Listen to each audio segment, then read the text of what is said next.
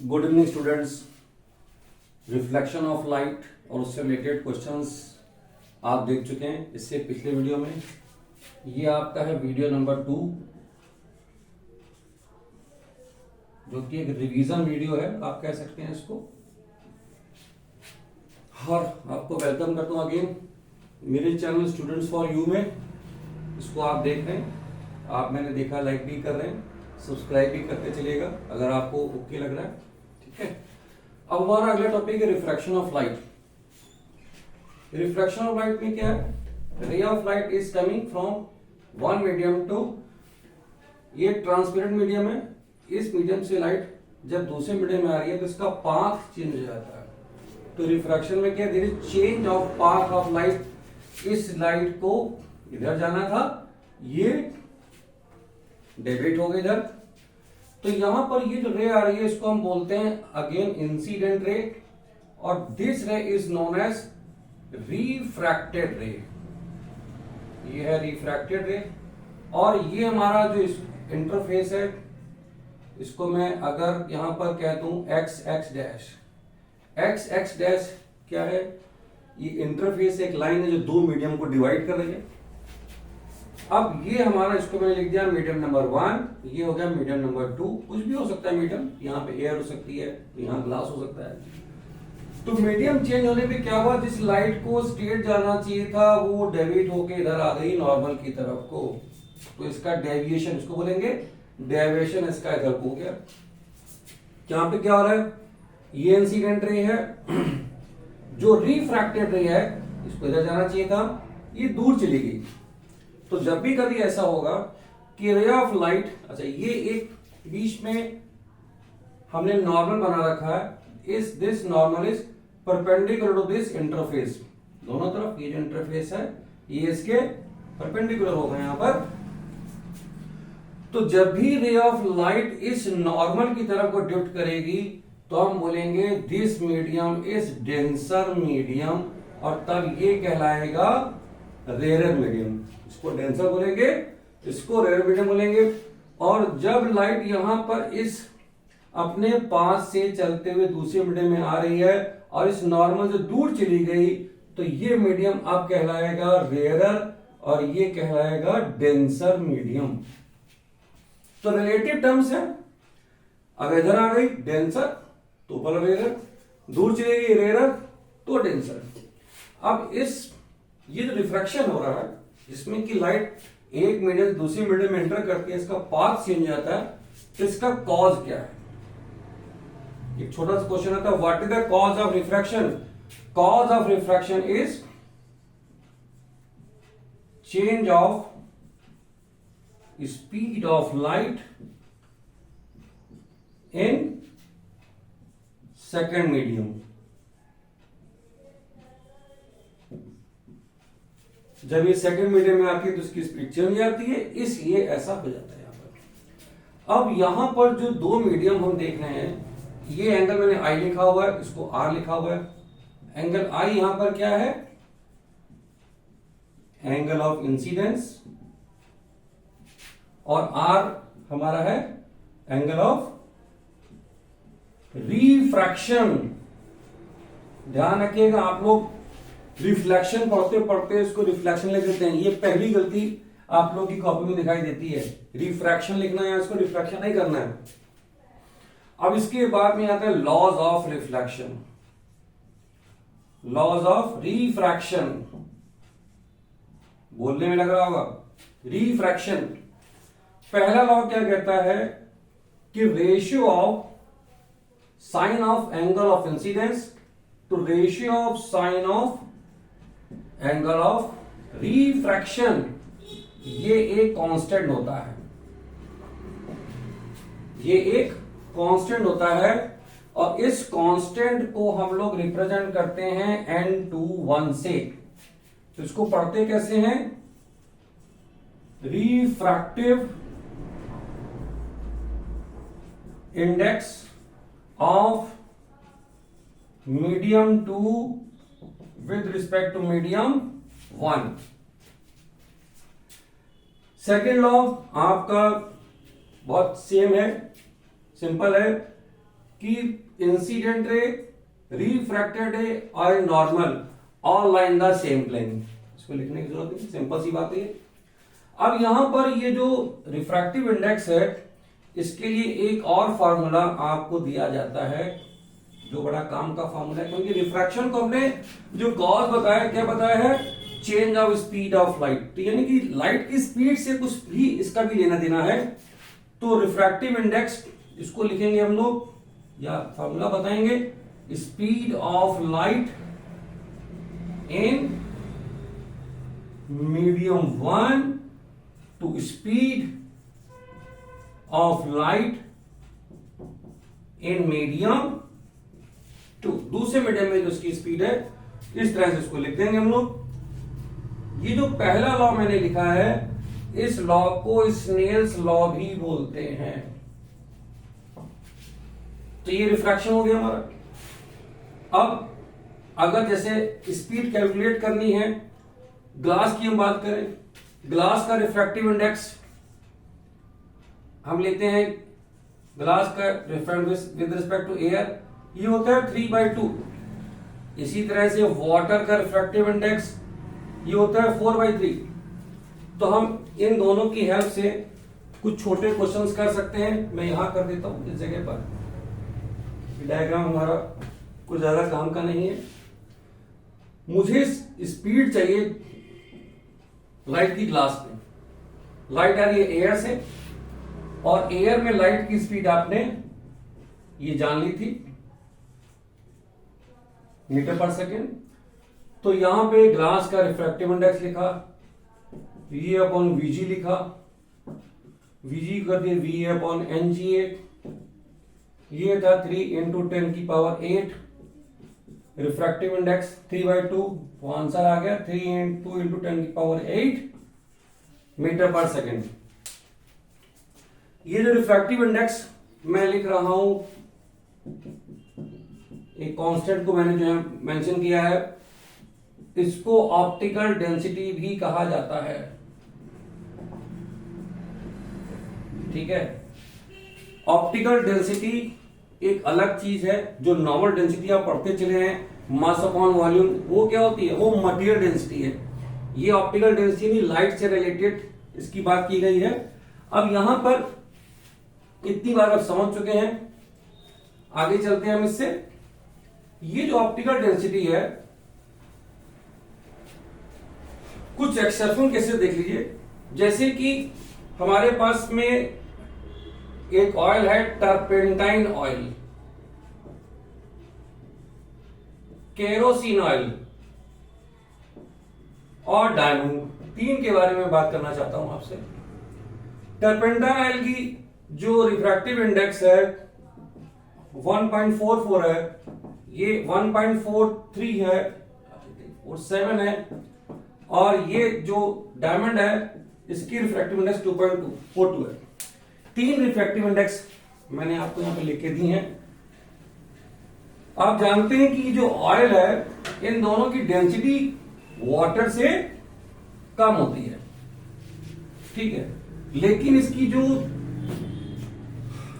Refractive index है वो एक से ज्यादा है, इसकी भी एक से ज्यादा है, ठीक है।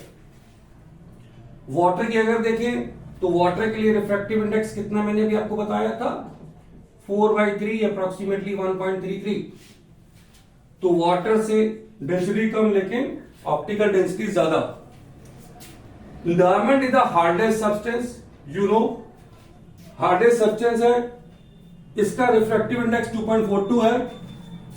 तो रिफ्रैक्टिव इंडेक्स 2.42 है, तो इसका मतलब है कि जब लाइट इसमें ट्रेवल कर रही है तो इसमें सबसे ज्यादा डेविएशन देखने को मिलेगा। यहां पर जो डेविएशन है वो सबसे ज्यादा देखने को मिलेगा। और एक चीज और होगी कि speed of light will be minimum in diamond. अब ये क्वेश्चन आ गया, मैंने आपको 3 रिफ्रैक्टिव इंडेक्सेस दे दी और मैंने कहा कि बताइए सबसे कम स्पीड किसमें होगी। एक चौथा में वाटर भी दे देता हूं। एमसीक्यू क्वेश्चन बन गया, यहां पर देखिए किसमें स्पीड सबसे कम और इसमें सबसे ज्यादा कहां मिलने वाली है, यहां पर। ऐसा इसलिए हुआ कि रिफ्रैक्टिव इंडेक्स का जो फॉर्मूला था वो क्या कह रहा था, वी ए एयर, ये मीडियम,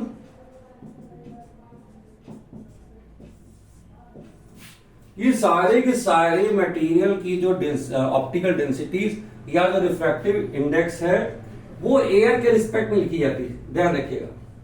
तो फॉर्मूला हमारा क्या था, refractive index equal to speed of light in the air upon in the given medium. ये सारे मेरे चारों मीडियम मेंशन है। तो अगर मैं मीडियम में इसकी स्पीड निकालना चाहता हूं तो it is inversely proportional to the refractive index. इसके इनवर्सली प्रोपोर्शनल है, ये वैल्यू जितनी ज्यादा होगी ये उतनी कम हो जाएगी, ठीक है। तो यहां पे एक छोटा सा क्वेश्चन से एमसीक्यू के फॉर्म में या किसी भी तरह से फ्रेम किया जा सकता है। आपको ये पूछा जा सकता है, खाली डायमंड से ही पूछा जा सकता है कि व्हाट इट इंप्लाइज, इसका क्या मतलब है, क्या समझते हैं इससे। तो आप लिख सकते हैं refractive index of diamond is 4.2, so we can say the speed of light will be minimum when it passes through the diamond. Diamond जो कि हार्डेस्ट सब्सटेंस है, आप जानते हैं कि ये सब्सटेंस सबसे ज्यादा ग्लिटर करता है, ये सब्सटेंस सबसे ग्लिटर करता है डायमंड। उसका रीजन यहां पर इसका हाई रिफ्रैक्टिव इंडेक्स होना ही है, जो कि कहीं ना कहीं आगे चल के रिलेट करता है क्रिटिकल एंगल के लिए। मल्टीपल रिफ्लेक्शन होते, लाइट एंटर करती है अंदर और मल्टीपल रिफ्लेक्शन हो जाते हैं, इसीलिए ग्लिटरिंग उसमें दिखाई देती है। तो यहां तक इसकी बात खत्म करते हैं। अब आगे चलते हैं, हम पढ़ते हैं लेंस के बारे में। लेंस हमारे, उसको भी हम लोग स्फेरिकल लेंस कहते हैं। दो तरह के लेंस हमारे पास में हैं, कॉन्केव लेंस और कॉन्वेक्स लेंस। ये लेंस भी हमारे सॉलिड ग्लास से बनाए जाते हैं, एक सॉलिड ग्लास स्फीयर है उससे काट के बनाए जाते हैं। तो पहला जो लेंस मेरे पास में है इसका नाम है double convex lens. Double convex lens shape ध्यान रखिएगा, कभी कभी आप लोग कोई के बच्चा इसको इंटरचेंज कर देता है क्वेश्चन करते समय या न्यूमेरिकल करते समय, तो ये शेप का ख्याल रखिएगा। डबल कॉन्वेक्स लेंस हो गया हमारे पास में। अब यहां पर भी इसको अगर मैं एक स्ट्रेट लाइन यहां पे ड्रॉ करता हूं, इधर भी एक स्ट्रेट लाइन ड्रॉ करता हूं यहां पर, तो इसका सेंट्रल पार्ट है, इसको ओ से डिनोट करते हैं और इसको बोलते हैं ऑप्टिकल सेंटर। ऑप्टिकल सेंटर, ये भी इसका ऑप्टिकल सेंटर हो गया यहां पर। ये जो स्ट्रेट लाइन जा रही है हमारी, ये दोनों तरफ इसकी एक्सिस है, इसको बोलते हैं प्रिंसिपल एक्सिस यहां पर।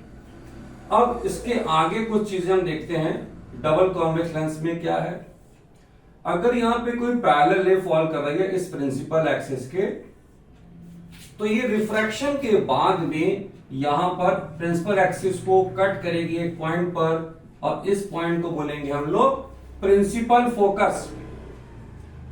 ये पॉइंट कहलाता है प्रिंसिपल फोकस। इसी तरह से यहां पर इसमें भी अगर कोई पैरेलल रे फॉल कर रही है, मैंने इसमें बहुत गलती देखी बच्चों की, गलती करते हैं, भूल जाते हैं, इसको नीचे ले जाते हैं। जबकि ये क्या है, जो कॉन्केव लेंस है ये भी डाइवर्जिंग लेंस के नाम से जाना जाता है। इसको हम लोग कहते हैं कन्वर्जिंग लेंस। ये लाइट कहां जाएगी, डाइवर्ज हो जाएगी, दूर हो जाएगी, किससे, इस लेंस से। इसको पीछे की तरफ हमें एक्स्ट्रापोलेट करना होता है, और ये जहां पर एक्स्ट्रापोलेशन के बाद में जहां पे ये पॉइंट मिल रहा है, तो ये इसका प्रिंसिपल फोकस कहलाता है। यहां पर इतना जानने के बाद में आगे चलते हैं कि इसमें और इमेज फॉर्मेशन, यहां पर भी मिरर की तरह हमको चाहिए होता है। हम यहां पे पढ़ते हैं पहले कॉन्वेक्स के बारे में। कॉन्वेक्स में भी यहां पर केसेस हैं, 5 केसेस हैं। हमें पहले बताना होता है कि ऑब्जेक्ट की पोजीशन क्या है, फिर हमें बताना होता है कि जो इमेज की फॉर्मेशन हो रही है उसका नेचर क्या है, उसकी पोजीशन क्या है, और उसका साइज क्या है। तीन चीजें हमें बतानी होती है यहाँ पर। पहली पोजीशन हमारी है ऑब्जेक्ट जब इन्फिनिटी पे रखा हुआ है, ये लेंस लिया हमने, यहां पर ऑब्जेक्ट इन्फिनिटी पे है, ये रेज आ रही है, तो ये पैरेलल रेज होंगी हमारी इन्फिनिटी से रिलेटेड रेज, तो ये इमेज कहां बना देंगी, फोकस पे। तो इमेज कैसे बनेगी, रियल इन्वर्टेड इमेज बनती है इसके अंदर। पोजीशन कहां, फोकस पे बनेगी, और वेरी स्मॉल हमें यहां पर इसकी में मिलने वाली है, हाईली डिमिनिश्ड हम कह सकते हैं इसको, हाईली डिमिनिश्ड इसको बोल सकते हैं। दूसरी इमेज, अब यहां पर सी नहीं लिखते हैं, जैसे हमने मिरर में सेंटर ऑफ कर्वेचर लिया था, यहां पर लिखते हैं beyond 2f। Object beyond 2f रखा हुआ है, और यहां पर ये रे सीधी गई यहां पर, और पैरेलल होने के बाद में ये फोकस होके पास हो जाएगी। ये दूसरी रे हम जो बनाते हैं ऑप्टिकल सेंटर से बनाते हैं, ये रे सीधी यहां पे जाके इधर कट कर देगी, और ये f और 2f के बीच में एक इमेज बन जाएगी इसकी।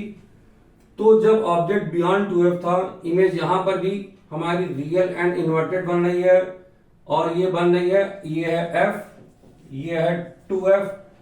तो हम इसको अगर कह दें कि f और 2f के बीच में इसकी पोजीशन बनी है, और ऑब्जेक्ट अभी भी यहां पर डिमिनिश इमेज के साथ में यहां पर हमें मिलेगा। तो यहां पे देखिए जो इमेजेस हम बना रहे हैं, तो इसके लिए भी रूल्स छोटे से हैं। पैरेलल रे हमेशा फोकस होके जाती है, अगर कोई रे ऑप्टिकल सेंटर्स होके जाती है तो बिना डेविएशन के चली जाती है,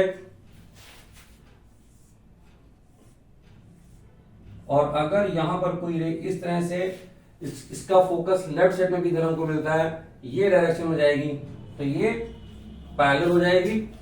इसी तरह के रूल्स हमको यहां पर कॉनकेव में मिलते हैं।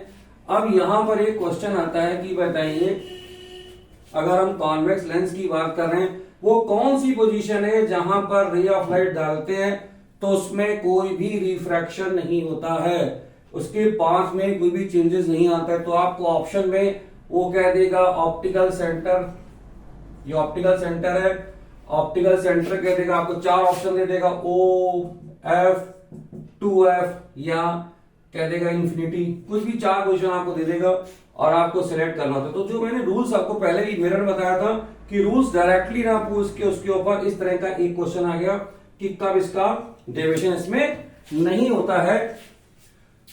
अब यहां पर भी जैसे एक केस था मिरर का सेंटर ऑफ कर्वेचर के बारे में, यहां पर भी एक पॉइंट है जिसको 2f पे रखे हुए ऑब्जेक्ट की इमेज 2f पर ही बनती है। जैसे वहां पे क्या था, अगर ऑब्जेक्ट यहां रखा है तो इसकी इमेज भी हमको 2f पर ही मिलेगी, इसी के नीचे। सेम छोटा सा क्वेश्चन, ऑब्जेक्ट रखा हुआ है 40 सेंटीमीटर पर, मुझे इसकी फोकल लेंथ बताइए, तो इसकी फोकल लेंथ हो जाएगी 20 सेंटीमीटर।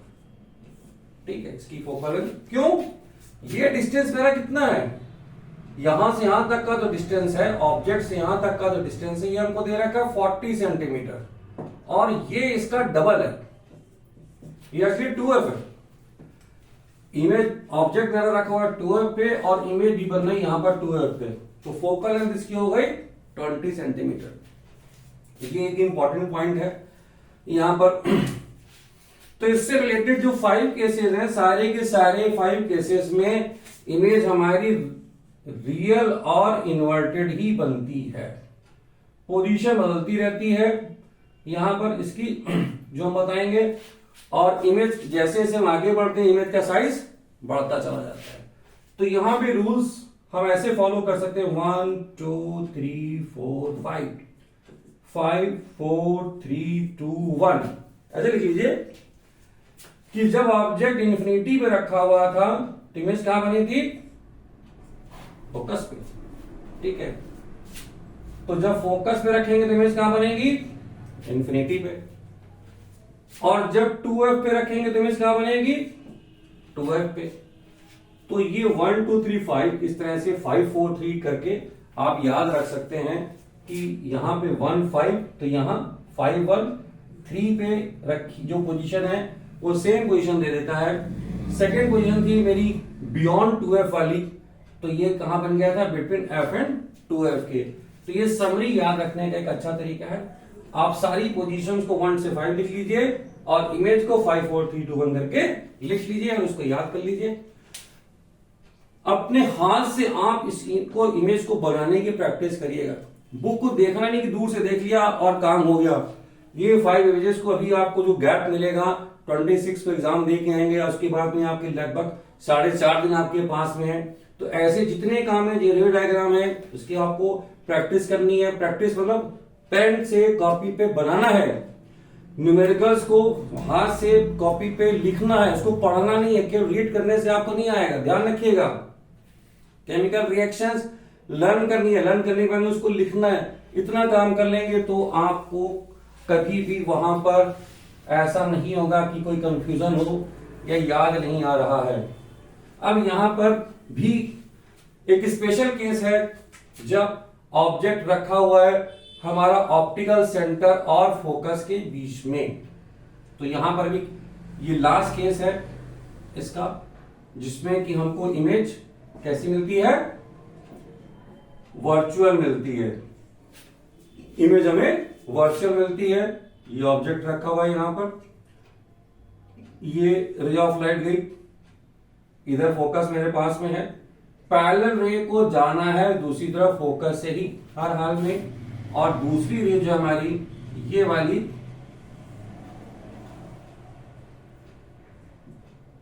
इसको, तो ये डाइवर्ज हो रही है रेस, तो ये इधर तो कट करेंगे। मैंने बताया इमेज फॉर्मेशन चाहे मिरर में हो चाहे लेंस में, इन रेस का इंटरसेक्ट होना जरूरी है।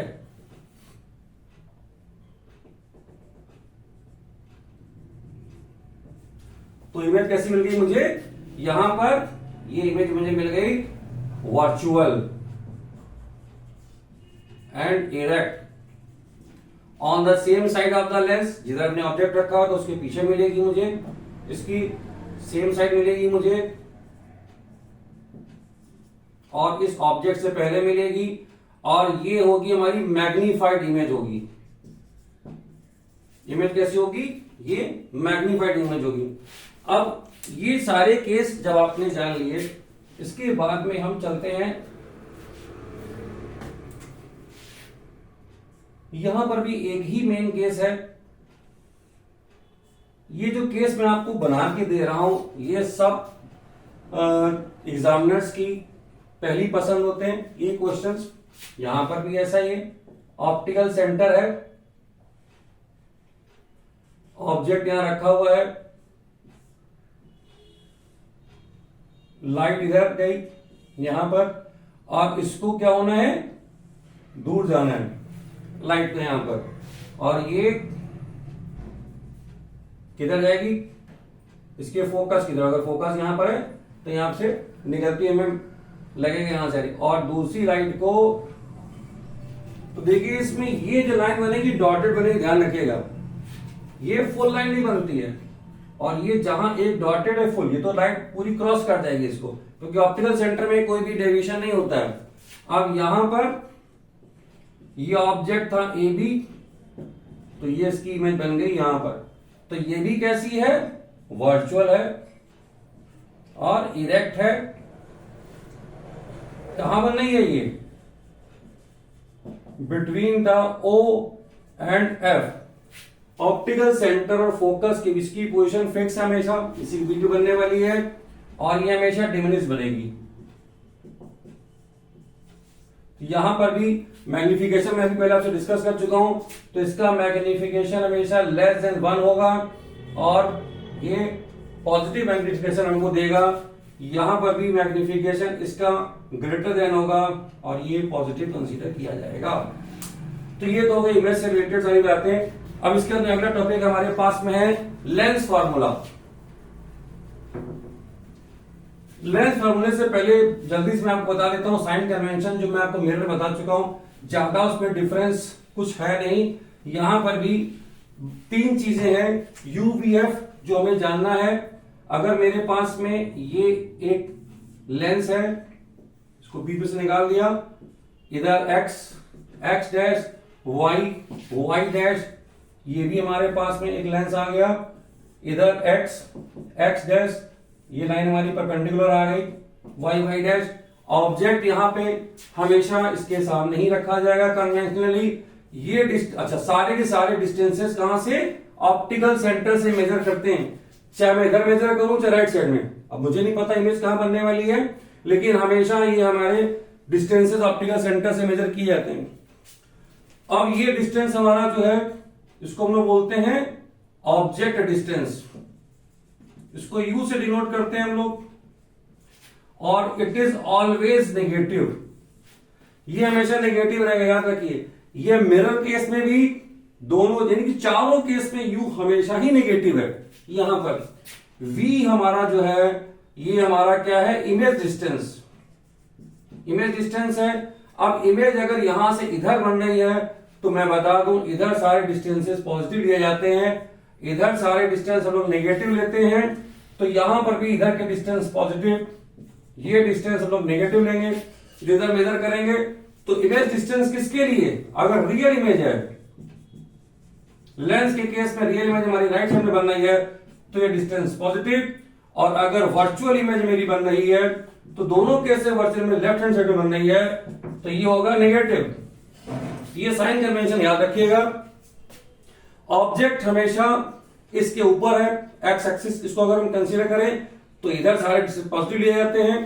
तो जो एच ओ है ऑब्जेक्ट का डिस्टेंस, ये हमेशा पॉजिटिव, और इमेज अगर आपकी रियल बन रही है तो याद रखिए सारी की सारी इमेज उल्टी बनती हैं तो ये नेगेटिव होगा, और वर्चुअल के लिए इमेज का डिस्टेंस हमेशा पॉजिटिव होगा, नेगेटिव का, जबकि रियल इमेज है और ये पॉजिटिव हो जाएगा अगर इमेज मेरी वर्चुअल हो गई।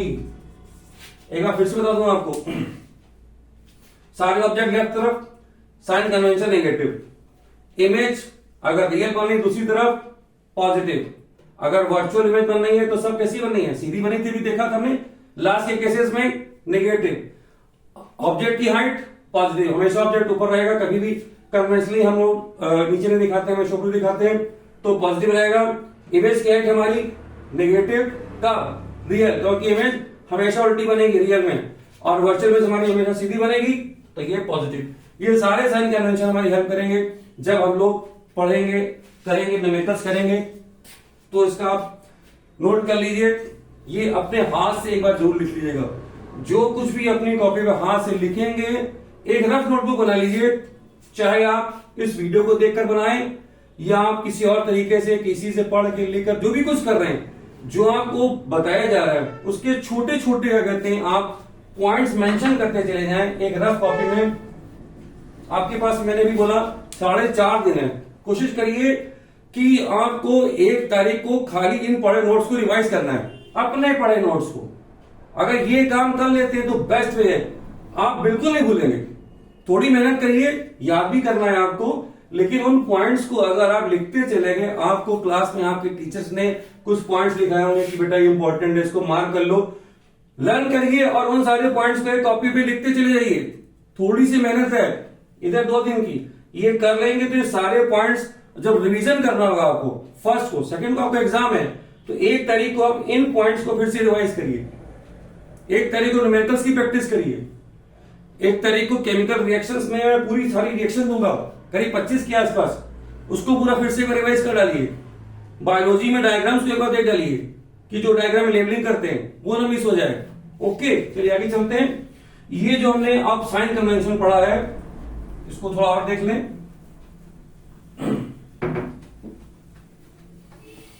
इसके बाद में मुझे बताना है आपको मैग्निफिकेशन।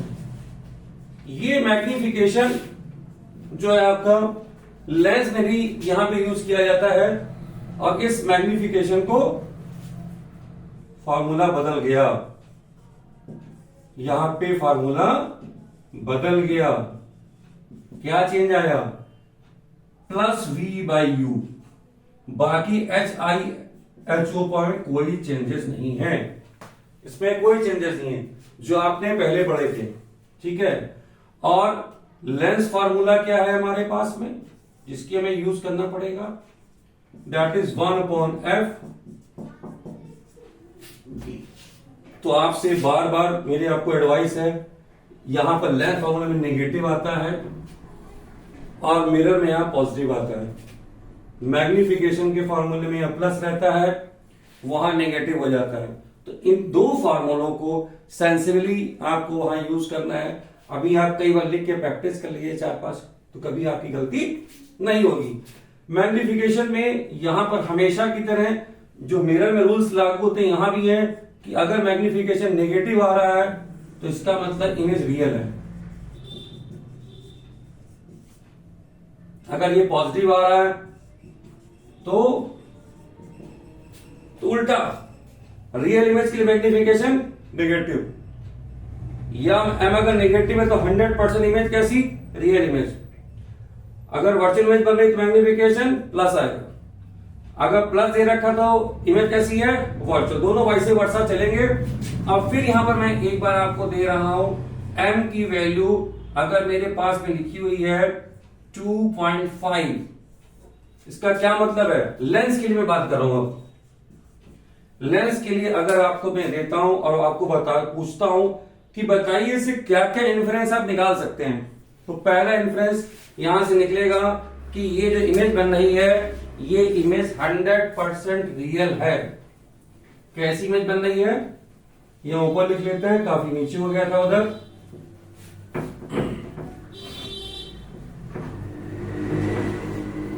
तो m हमारा क्या है, -2.5 है। मैग्निफिकेशन कोई यूनिट नहीं होती है, वैसे पीछे आपको एक चीज मैंने बताई थी रिफ्रैक्टिव इंडेक्स, वो भी एक रेशियो है, उसकी भी कोई यूनिट नहीं होती है। तो ये -2.5 है। तो पहला इंफरेंस क्या निकल रहा है इमेज के बारे में कि जो इमेज है वो रियल। दूसरा इंफरेंस क्या निकल रहा है, ये अच्छा ये बताइए क्या कॉनकेव लेंस में माइनस की पॉसिबिलिटी है, नहीं, वहां सारी की सारी वर्चुअल इमेज बनती है। तो प्लस यहां पे जो लेंस यूज हो रहा है वो हो रहा है डबल कॉन्वेक्स, या कॉन्वेक्स कह लीजिए, इतना काफी है। दूसरा जो इमेज है उसका साइज ऑब्जेक्ट के साइज से 2.5 टाइम्स है। जो साइज है of image is 2.5 times of size of object, उससे 2.5 टाइम्स है। तो हमने एम्स यहां पे जान लिया, लेंस फार्मूला देख लिया। एक बहुत छोटा सा क्वेश्चन मैं आपको लेंस फार्मूले के कराऊंगा, और अभी मुझे लगता है आपने इसको देख लिया होगा, नोट कर लिया होगा इस बात को, बहुत इंपॉर्टेंट चीज है ये। वैसे वर्षा में सब कुछ याद रखना है जो मैंने नीचे आपको बताया था। अब आते हैं खास गलती जो आप लोग करते हैं। मेरे पास में क्वेश्चन है कि एक ऑब्जेक्ट लेंस के सामने रखा हुआ है 50 सेंटीमीटर पर, ठीक है। इसकी फोकल लेंथ हमको दे रखी है 20 सेंटीमीटर। अब वो कह रहा है कि बताइए इमेज कहां बनेगी, इमेज बताइए क्या कह रहा है, और कहता है बताइए मैग्निफिकेशन क्या होगा। पहला सिलेक्शन, पहला काम, जो ये थ्योरेटिकल डेटा है इसको विद सिंबल और साइन कन्वेंशन में यहां पे रखना है। तो इसने कहा कि जो ऑब्जेक्ट डिस्टेंस, खाली डायग्राम भी दे दिया, कुछ नहीं बोला आपको, ये लिख दिया और इतना लिख दिया, then you can answer all these questions. तो 50 का मतलब है आप सिंबल बनाइए U और लिखिए -50 सेंटीमीटर, हमेशा मैंने बताया U माने सकेंगे। और फोकल लेंथ, अब अभी आपको जब साइन कन्वेंशन में डिस्कस कर रहा था, एक फोकल लेंथ की बात रह गई थी। इसकी फोकल लेंथ, कॉन्वेक्स की फोकल लेंथ किधर मिलेगी, राइट साइड में। इसका फोकस, प्रिंसिपल फोकस किधर था, राइट साइड में। तो कॉन्वेक्स का इसका फोकल जो फोकल लेंथ है हमेशा पॉजिटिव लिखेंगे, और कॉन्केव का फोकस किधर था, लेफ्ट साइड में, तो वो हमेशा नेगेटिव रहेगा। अब आता है कि इस क्वेश्चन को करना कैसे है।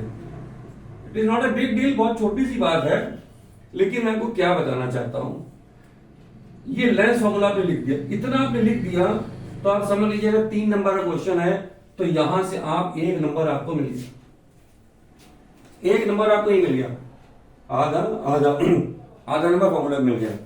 तो डेटा खाली ट्रांसफर करना आपको आना चाहिए, आराम से, कोई बहुत बड़ी बात नहीं है। अब आपको फाइंड क्या करना है, v फाइंड करना है। अभी आप इस फार्मूले के नीचे एफ और यू की वैल्यू मत रखिए, जो फाइंड करना है उसको आप लेफ्ट में ले जाइए और बाकी सबको राइट में कर लीजिए। इतना करने के बाद में अब यहां पर हम इसकी वैल्यू पुट करेंगे। एफ मेरा कितना है, यहां पर 20 है और यू कितना है, -50 है। तो 20 और 50 का एलसीएम अगर हम लेते हैं तो हमें मिल गया 100, ये हो गया 5, ये हो गया -2, तो कितना आ गया 3/100। अब ये जो 1/v=3/100 आया है, कुछ बच्चे इसको तो यहीं छोड़ देते हैं, या कभी कभी लेफ्ट में जो मैंने गलती देखी है 1/v खाली v लिख के चलते हैं, पता नहीं क्यों, ये ध्यान रखिएगा ये 1/v है। अब आपको इसको रिवर्स करना है,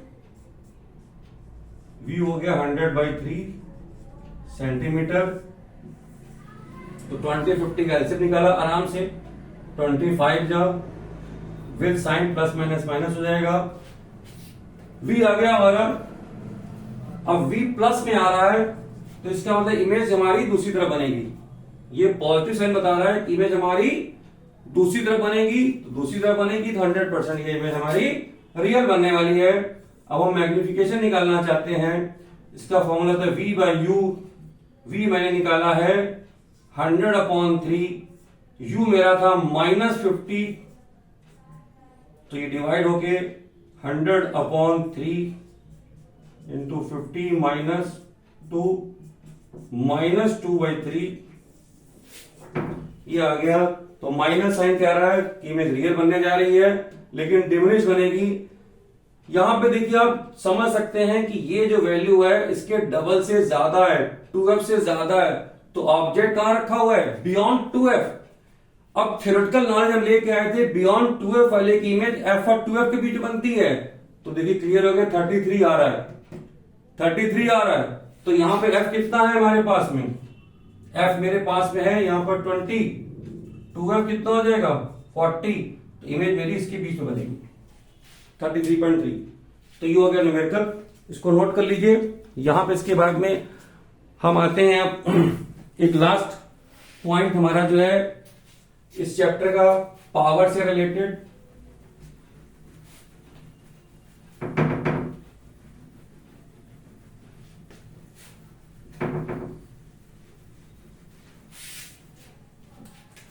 पावर ऑफ द लेंस, छोटा सा क्वेश्चन है, छोटा सा फॉर्मूला है, P से डिनोट करते हैं 1/फोकल लेंथ ऑफ द लेंस, और ये रहता है किसमें, इन मीटर में। इसको P से डिनोट कर रहे हैं और इसकी यूनिट जो लिखेंगे वो लिखेंगे डायोप्टर, इसको D से डिनोट करते हैं।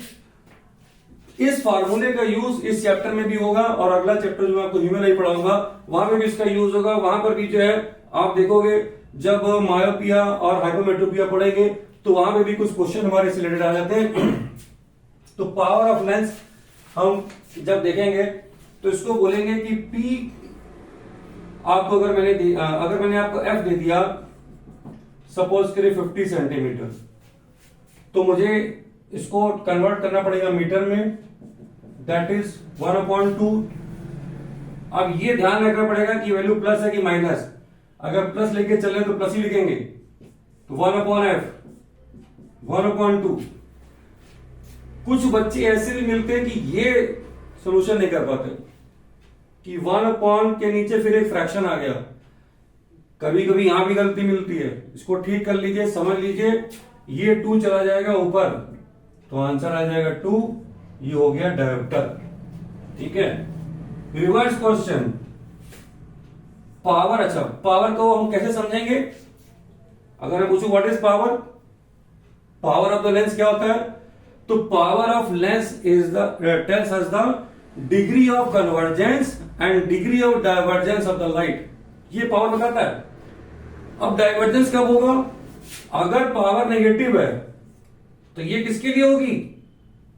जहां पे फोकल लेंथ नेगेटिव, तो किसके लिए? कॉन्केव के लिए। पॉजिटिव अगर मैं लिख रहा हूं 1.5, तो फोकल लेंथ पॉजिटिव तो पावर भी पॉजिटिव। तो फोकल लेंथ पॉजिटिव कब थी? जब मैंने कॉन्वेक्स लेंस यूज किया था। तो कॉन्वेक्स में क्या होगा? डिग्री ऑफ कन्वर्जेंस, ये जो पावर बताएगी। यहां क्या होगा? Degree of divergence. तो ये पावर से रिलेटेड बातें हो गई हैं। अब ह्यूमन आई क्या कहते हैं आपके साथ स्टडी करना है, इसको नोट कर लीजिए। लेट मी सी कितना टाइम अभी हो चुका है। Okay, enough time. अब इसके बाद में थर्ड वीडियो में मैं लेके आऊंगा फिर ह्यूमन आई। ओके, वो छोटा वीडियो रहेगा, कोशिश करेंगे उसके साथ में स्टडी भी हो जाए। ओके, इसको तैयार करिए। बाय।